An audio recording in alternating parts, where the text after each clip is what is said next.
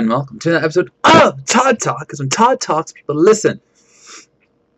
Hopefully, today, it's prediction time for the highly anticipated matchup between Thor and Wonder Woman.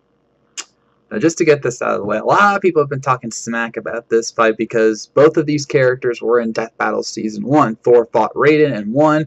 Wonder Woman fought Rogue and lost. And, in fact, some of the stats from that early matchup was like debated constantly because all of that when they were told they were going to be fighting each other because, you know, Thor can fly at Mach 32 speeds and Wonder Woman's Mach 5.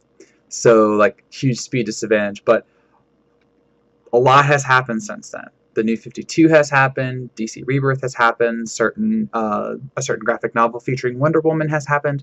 So I'm not sure we can take those stats to heart. And plus, a lot of things have happened with Thor too, especially if you've read the Jason Aaron run. A lot of things have happened. So while it's okay to say that you're nervous because of what was in Season 1, I do think they're going a little deeper than they did in there. Because if you recall, that those battles were, let's see, like 5:34 and 9:37 in length. So you could expect double that plus the fight. So I'm excited. So let's begin. Thor, son of Odin, Prince of Asgard, wielder of Mjolnir. Yeah, he's pretty cool. And in fact, his next movie comes out on my birthday. Epic birthday present. Thanks, Thor. No, I'm not thinking you, Marvel. I'm thinking Thor. It's his movie. Gosh. Thor has done, oh my gosh, Thor has done so much. See, I have to fully admit that my research into both Thor and Wonder Woman was very basic because they have been around for so dang long. And, you know, both of them have been 50 plus years, and I forgot to look up Thor's origin date, I'm sorry. But still, you know, we're talking decades upon decades of, you know, Golden Age, Silver Age, Bronze Age, Modern Age, reboots and reboots. But Thor consistently is one of the strongest Avengers. It's unquestionable. He is. He has superhuman strength. He has superhuman durability. He can channel lightning. He can channel the storms. He's immune to most damage. He is immune to lightning, which is an interesting thing I'll talk about later. And of course, because of Mjolnir, he can hit freaking hard. Heck, even without Mjolnir, he can hit freaking hard. There's just so much to Thor. He's a very compelling character, and of course, because of his thousands, this can't be overstated. He's old. He's lived a long time. He has fought for centuries, for millennia, and he's fought in everybody. He's fought in Frost Giants. He's fought in his brother Loki on and off. He's fought in God Eaters. He's fought the goddess of death. He's fought the Surtur, who is coming up in the next movie. Who's, you know, basically a super fiery demon.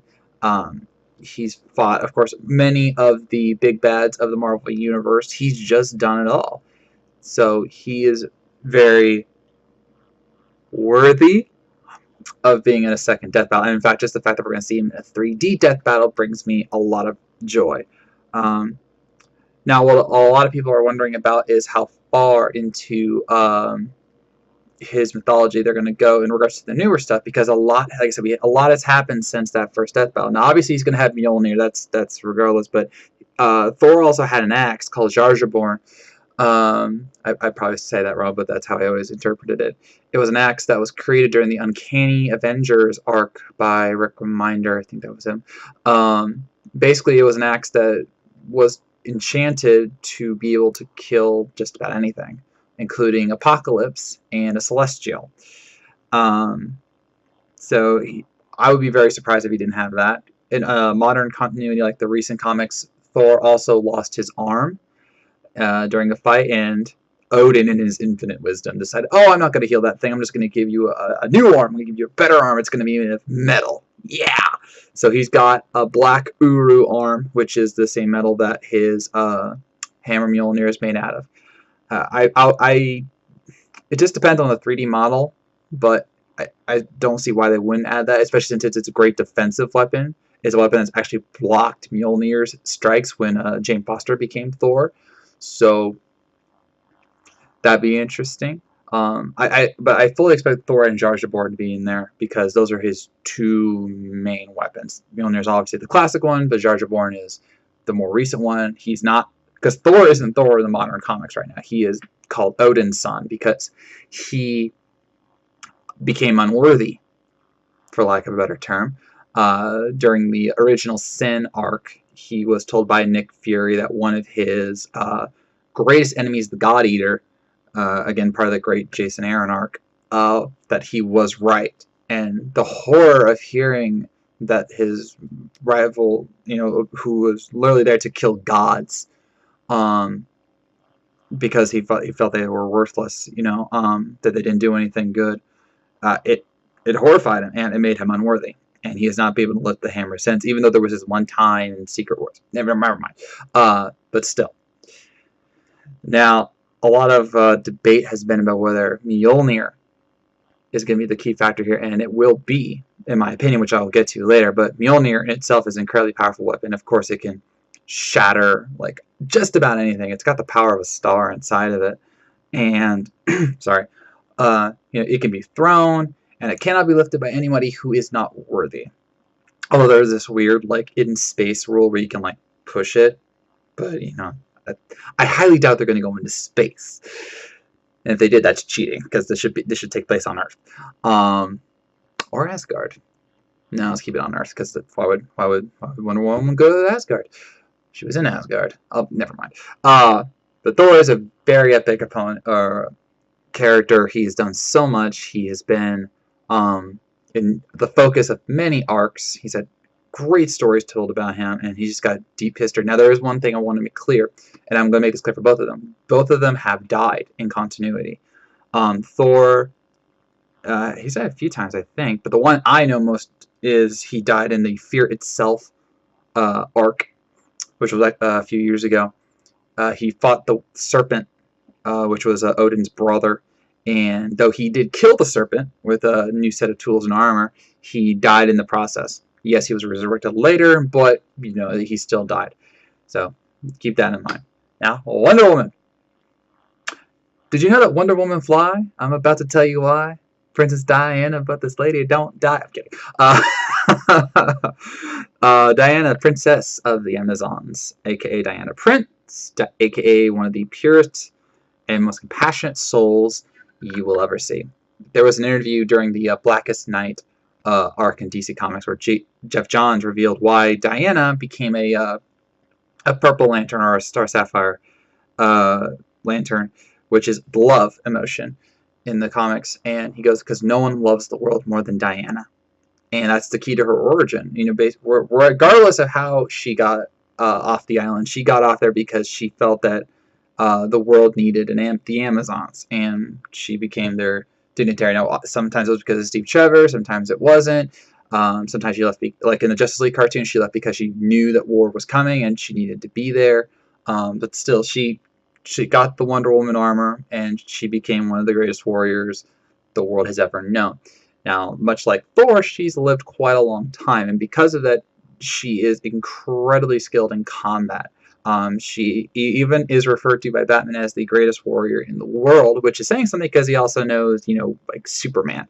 And in fact, Batman actually agreed that Superman could not beat Wonder Woman in a straight one-on-one fight, like just fisticuffs, because she's that much better than him. And Wonder Woman actually even trained Superman in certain aspects of combat. So yeah. Now her origin is easily one of the most convoluted things, especially if you take in DC Rebirth, which actually makes you fearful of Wonder Woman a little bit, depending on how you look at things.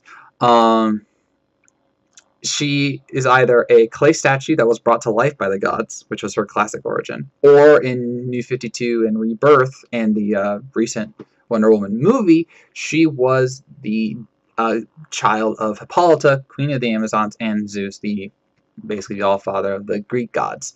So she's a demigod, and it's really hard to say which one she'll go with. I do think they'll go the demigod route because of the most recent comics and the reboots and continuity, but it could play either way. Either way, Wonder Woman is incredibly skilled. She has numerous abilities. She's super fast. She's super strong. Super durable, has a healing factor, which Thor has a healing factor too, but so does Wonder Woman. Her abilities come from the Greek gods, and over numerous continuity changes, she's had so many different powers bestowed upon her that it's actually kind of hard to keep up. But she does have a general sense.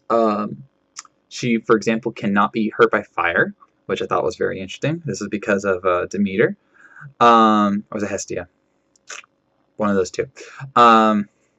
She can fly because of a gift from Hermes.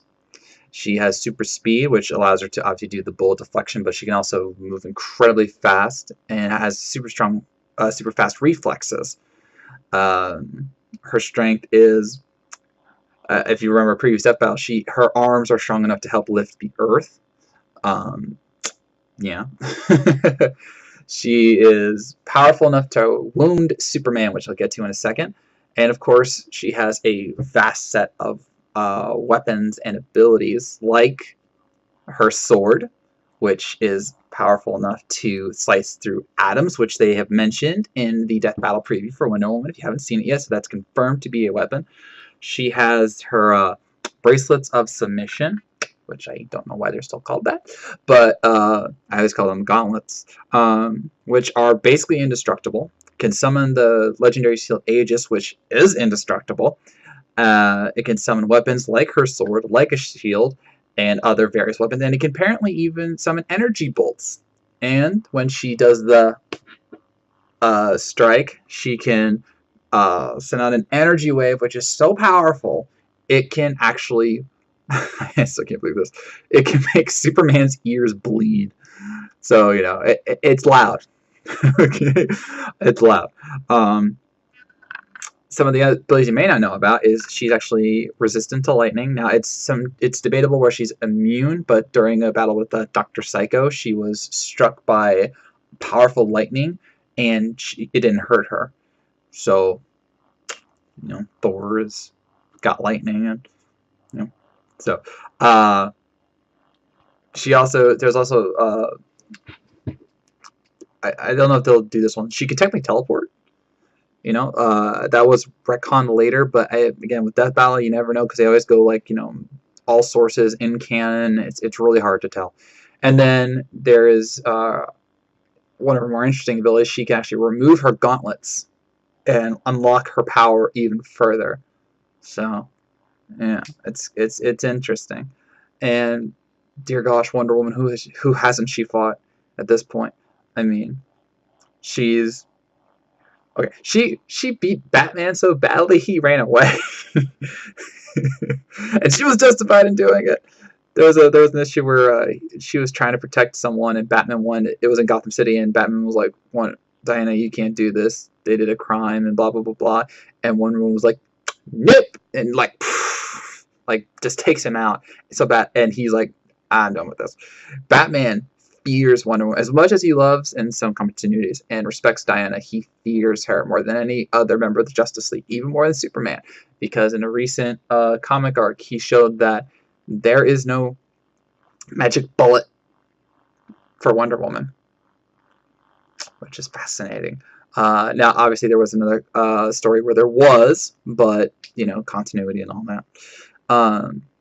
But she has fought repeatedly the gods of Olympus, especially Ares, god of war. She even became the god of war once after killing Ares. So, yeah, she's fought Hades, she's fought Zeus, she's fought just about every god on Olympus, you know, that she needed to. She's faced numerous demigods, and of course, gods like Darkseid, Orion, who she had a weird fling with. She's fought Superman multiple times, and not like sparring matches, but like he's mind controlled and he wants to kill her. She's fought Doomsday. She's fought trying to think of some good ones. Giganta. She's fought Cheetah. She's fought. Cheetah wasn't a good one. I'm trying to think. What is it? It's sad when I have to actually think about who she's beaten because she's beaten everybody. She's fought everybody, and it's just that's who she is. But still, at the core, she's still this compassionate, loving soul who just wants to see the world safe. But she's willing to go lengths that others won't. In one of her most famous panels in comics, she's talking to Superman. She goes, There's a reason that my rogues gallery isn't like Bruce's or like Barry's, not Barry Allen the Flash. And that's because when I fight to win, and I fight to kill. Yeah, and she has killed multiple times. Now she doesn't always kill, but which is why she does have a a semi-famous rogues gallery like with Giganta and Cheetah. But if she thinks that death is the only option, she will not hesitate to kill. So, who wins? This is where it gets complicated because feat-wise, I would say they're darn equal. Ability-wise, I might give the edge to Thor because Mjolnir is not only a long-range weapon, but it can channel the power of the storms. And even though Diana is resistant to lightning, so is Thor. And even if she was to deflect it, it wouldn't hurt him. And furthermore, wind and rain and everything, that could hurt. Mjolnir also has energy absorption, which Diana honestly doesn't have too many attacks like that, so that's not really a problem. But and then of course he can just summon like God Blast, which is a very powerful energy batch, which can kill immortals, which Diana technically is. Technically. Just like Thor technically is immortal. Technically. So I would give that advantage to Thor. However, if we're talking about pure fighters, like which is what these two are, I would give the advantage to Wonder Woman because she is a fighter pure, where Thor is a fighter, but he also is extremely arrogant, which is something they noted in the original Death Battle. And even though he's mellowed out in years, he is still extremely cocky. He will go into battle thinking that he is the better man, which 9 times out of 10, 9.5 times out of 10 he is, but it will get the better of him. And Wonder Woman has been known to be so fast in combat that Superman could not hit her. Which is where the fun really begins, because Wonder Woman has a Berserker mode, when she removes her gauntlets. Thor has a Berserker mode, which makes him like 10 times as powerful. Wonder Woman has the Lasso of Truth, which could make him reveal a weakness, but what is Thor's real weakness? Thor has Mjolnir, which can, do so many things, gives him power. Plus he has Jar Jar Born, which can, I would say, kill Diana because it's killed beings like the Celestials. It chops Celestials' head off. So if it can kill Celestial, I would say it can kill Wonder Woman. But will it hit? Remember, there have been numerous death battles where the speed advantage means nothing because a person can either endure it or just not. It doesn't mean as much. So just because I would say Thor is faster than Wonder Woman. There has been so much debate about how fast Wonder Woman is. Like, because in the Death Battle, they say she's Mach 5, and yet I read a source where it says she can fly at half the speed of light, which I would imagine is greater than Mach 5. So it really just and again, she fought Superman and technically beat him. How did she beat him? That's the key thing. She threw her tiara, which is in itself a weapon, and cut his throat because it's magic. And it was enough to, stun him, and so she could kill Max Lord anyway. But again, she fought Superman for minutes on end, withstood his heat blast to the face, and was still able to keep going. Because remember, she's immune to fire. So it's almost too close to call. But I found one reference that might tip the battle, and it's this. Mjolnir has 2 faults. It is not indestructible. Actually, it has 3 faults. It's not indestructible. Someone else can lift it if they're worthy enough. It's tied to Thor's life energy. In one of the previous comics, Doctor Strange healed Mjolnir after it had been damaged by fusing Thor's life force into the hammer. What does that mean? Well, what it means is that if Mjolnir is destroyed, according to my source, and this is multiple sources, if Mjolnir is destroyed, Thor dies. which is hilarious because in Thor Ragnarok, one of the key scenes is Hela destroying the hammer. But this is comics continuity, and Thor didn't meet Doctor Strange before this point in time. So, if Mjolnir is destroyed, it could kill Thor. But also, Mjolnir could be wielded by someone more just as worthy as Thor, because it has to be, as I said, I believe it said in the Death Battle preview, a noble heart with super strength, and that defines Diana. And in fact, in the Marvel DC crossover, which I know is non-canon, and Death Battle knows it's non-canon, Diana lifted the hammer. But even going beyond that, Captain America lifted Mjolnir in the Fear Itself storyline, and Steve is, one of the most pure beings in the Marvel universe. Secret Empire doesn't count. That wasn't really him. Hail Hydra. So if Steve can wield it, there's no reason to think Diana couldn't. But here's the kicker. Diana has a sword via Kingdom Come, which they said in the Death Battle is coming, that can slice through atoms. And in Marvel continuity, the Molecule Man, who is arguably one of the most powerful supervillains, actually vaporized Mjolnir by simply spreading apart the atoms within the hammer, because the hammer is still made of something, right? So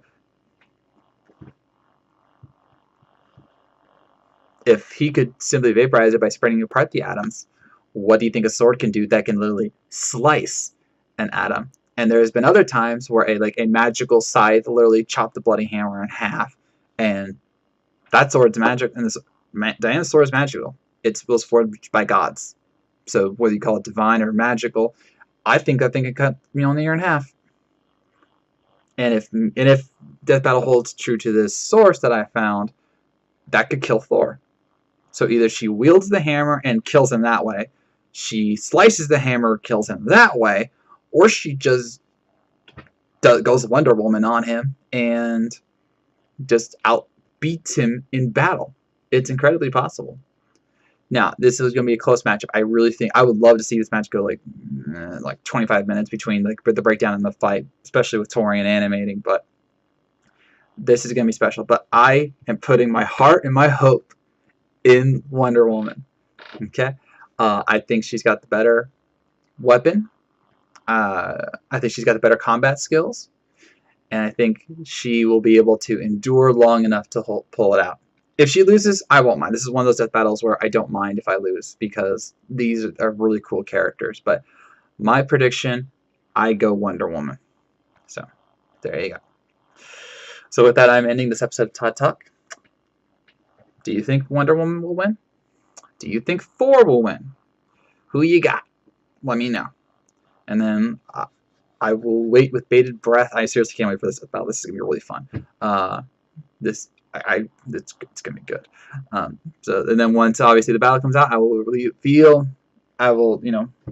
react to the battle, and I can't really wait for that. It's gonna be good. So, thank you for watching. If you made it this far, I know you were listening, and I will see you around.